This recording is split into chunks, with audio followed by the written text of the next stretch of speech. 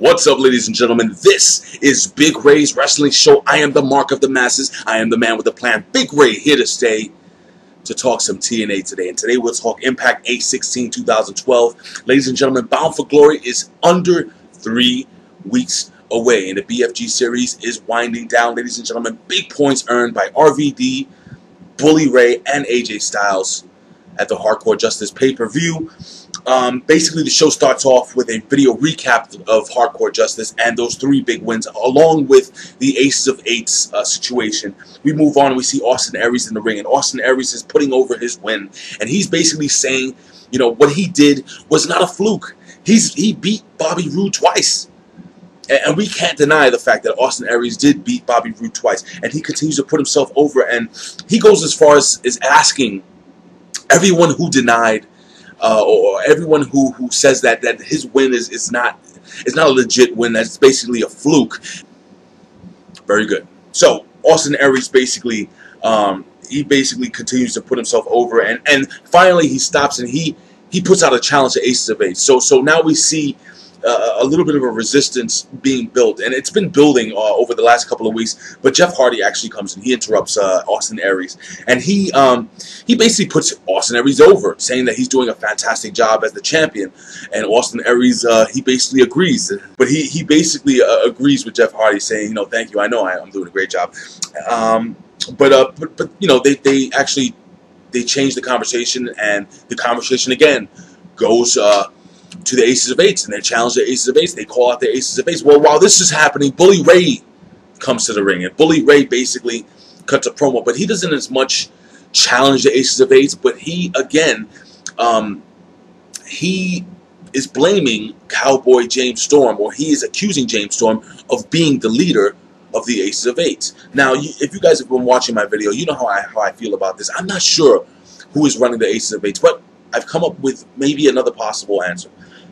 In the past, I said maybe Jeff Hardy. I mean, not Jeff Hardy, I'm sorry, Jeff Jarrett. I said maybe Cowboy James Storm, but I really don't think that's the fact.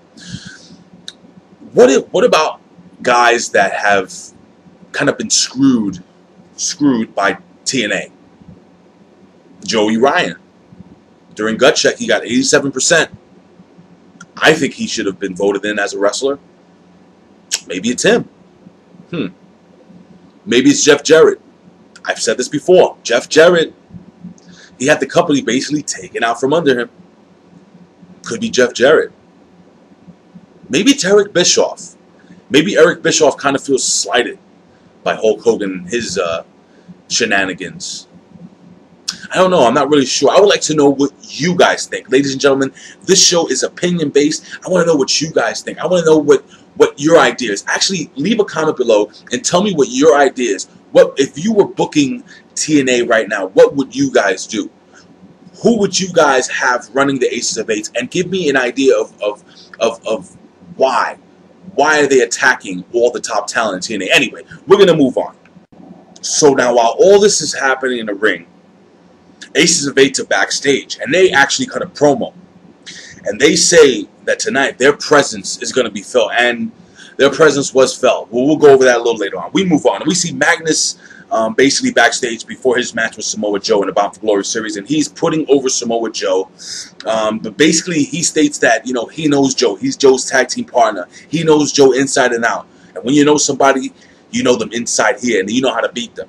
Well, we'll see if that happens. Basically, we pick up the match where Magnus actually misses a diving elbow off the second rope. Joe actually rolls out, and Joe ends up in the corner standing as Magnus is attacking him. He runs into a running ST, like nasty STO, big bump. Basically, Joe ends up behind Magnus. He ends up cradling and hooking him up for the 1, 2, 3. Magnus is pissed off. Magnus is not happy. It was a clean win. Joe did absolutely nothing wrong. But Magnus is not happy. Actually, as Joe is walking outside celebrating his win, Magnus picks up the chair, swings it at Joe, and actually Joe kind of blocks it, but he hits him in the arm. And you could tell Joe is looking at this guy like, what the hell is wrong with you?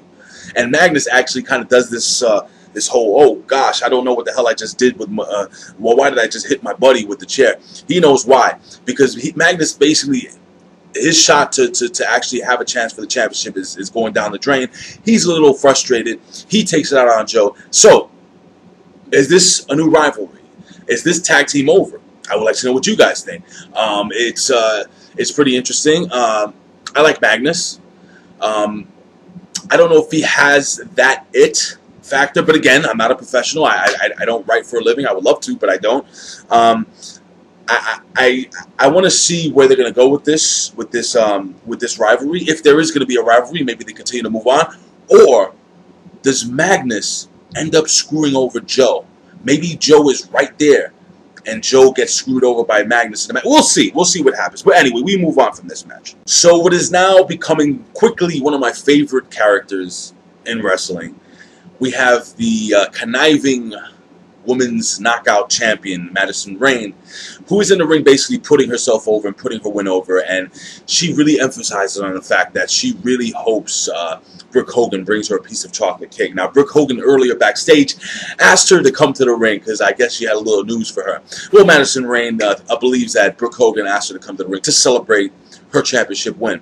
She actually invites poor Earl Hebner to the ring, who's been, let's just say, manipulated to kind of lean towards her way. But anyway, so we see Earl in the ring, and they're hugging, and they're getting all lovey-dovey, and Madison Rayne is interrupted by Brooke Hogan. Brooke Hogan comes down the aisle, and Brooke Hogan basically says that she, Madison Rayne, will have a rematch fight, will have a rematch match, I guess, a rematch with the former TNA Knockouts champion, Miss Tessmacher, tonight. But Earl Hebner is now no longer to referee TNA knockout matches. I think I've been saying this the whole time. If Earl Hebner is your issue, just put another ref. But anyway, so basically, as Brooke Hogan is basically laying down the law, Madison Rayne actually gets a little tough with Brooke Hogan. And Brooke Hogan basically, comes into the ring and she confronts Madison Rayne. Well, Madison Rayne actually kind of sneaks out in a weird fashion. Why? Well, we see the Aces of Eights surrounding Brooke Hogan in the ring. Well, at least half of them. And I thought Brooke Hogan was going to get the business, but the Hulkster brother did ask Sting to take care of his daughter, which Sting runs down the ring with basically the top talent in TNA, and they run these guys out of the building.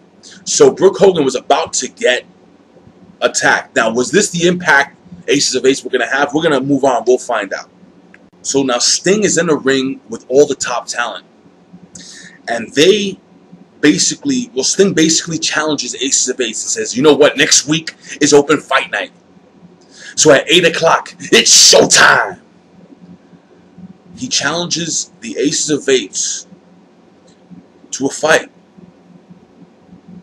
The group of the TNA talent versus the Aces of Eights. Is this going to be it? Are we going to finally find out what happened, who these guys are? I'm really, really curious to see what the hell's going to happen next week. I actually don't know. But anyway, we're gonna move on. Okay, so now we have AJ Styles, we have Kaz and Daniels in the back, and apparently AJ Styles is just tired of hearing Kaz and Daniels trash him about being a deadbeat dad. So he says this. AJ does. He says, if I win this match, they basically have a match tonight, then I get a paternity test. But if you win, then I'll just take responsibility for the child no matter what. The funny thing is, even though I still believe AJ Styles was drugged by Claire, there's a possibility that this kid could still be his. Drugged or not, passed out or not, anything is possible. Anyway, if you know what I mean. But we move on to the match, and we basically pick up the match where basically AJ Styles and Daniels are going back and forth. It was a very good match. A little quick, but good match. And AJ Styles has Daniels up in a suplex. He's actually trying to suplex him inside the ring. Now, what happened was, before this, they were outside the ring, and Kaz was actually down below by the ring apron, and Kaz basically told Daniels, look, get inside the ring. When he tries to suplex you inside the ring, I'm going to hold his foot down. You get the 1, 2, 3. And that's exactly how it played out. AJ Styles hits him with the suplex, but basically Daniels lands on him. Reverses it, lands on him, and you have Kaz holding him down for the 1-2-3. Well, the referee actually sees this, calls it off. AJ basically ends up turning around, hitting Daniels with the Pele kick, knocking him out, and AJ Styles wins the match. As Kaz is running up the ramp, you see AJ Styles hitting the Styles Clash on Daniels, and that's where the segment ends. But again, my question is to you: what the hell is this guy gonna do if it is his kid? Because passed out or not, a lot of things happen to people that are passed out. We move on. So Cowboy James Storm is backstage with Jeff Hardy, and Jeff Hardy basically is accusing him of being down with Aces of Eights, and Cowboy James Storm is so sick and tired of it. He says, "You know what? For the main event, with you and with Bully Ray, I will be ringside." We move on. So now we find Bobby Roode in the ring, and Bobby Roode basically, I thought, cut one of the better promos in TNA this year, and he basically, I'm going to make this a long story short, he basically blames everybody except himself. He blamed the ref, he blamed Austin Aries, he blamed the fans somehow for losing his championship. And when he actually, asked himself the question, what am I going to do next? Because he has no rematch. What is he going to do next? He doesn't know. He puts his head down, drops the mic in the middle of the ring, and basically walks out. So, this is my question of the day for you guys. What do you think Bobby Roode will do next? Do you think Bobby Roode will go for the tag team title? Do you think maybe he'll go for another title? Or do you think there's a possibility that he will do everything in his ability to screw over Austin Aries and have someone else win the title in order for him to get a title match? Or maybe he aligns himself with the Aces of Eights.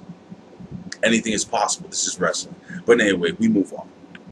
So here we have the Knockouts Championship. Madison Rayne versus Tessmacher. Brooke Hogan introduces the new referee, which is Taryn Terrell, a female referee. I guess she's not into chicks. Long story short, we have Madison Rayne attempting a legal pin. She has her foot on the ropes, but the referee says no go. Now the referee basically is arguing with Madison Rayne, and Madison Rayne gets the face plant by Miss Tessmacher. Miss Tessmacher beats her clean. 1, 2, 3. Ladies and gentlemen, we have a new women's knockout champion, Miss Tessmacher. We move on. So now we are here at the main event of the evening. We have Jeff Hardy versus Bully Ray. Now, you guys have to really pay attention because a lot of things actually went down here. So the Aces of Eights basically state that they are going to accept the challenge. They will be at Fight Night next week. But they also have unfinished business to attend to tonight. Now it's the main event, so we know something's going to go down. Bully Ray is outside the ring right now at this point during the match. And we have Jeff Hardy who tries to slingshot himself over onto Bully Ray, but Bully Ray pulls Cowboy James Storm in the way. James Storm is taken out. We go into the ring. Both men are basically down. The referee is down. Two members of the Aces of Eights actually come in the ring to attack Bully Ray and Jeff Hardy. But Kurt Angle and Austin Aries actually chase those guys out of the ring. Now those guys are out of the way. Cowboy James Storm, knowing what the hell Bully Ray basically did, goes to super kick Bully Ray in the face, but hits Jeff Hardy by mistake. I don't know what happens here, but Jeff Hardy basically is being picked up by Bully Ray, and Bully Ray's about to finish him off because the referee is revived. And Jeff Hardy actually blocks him and hits him with the twist of fate and rolls him up and gets the quick 1, 2, 3. So now the scene is set. Cowboy James Storm finally comes in. Jeff Hardy's down. We have Bully Ray who's just been super kicked in the face.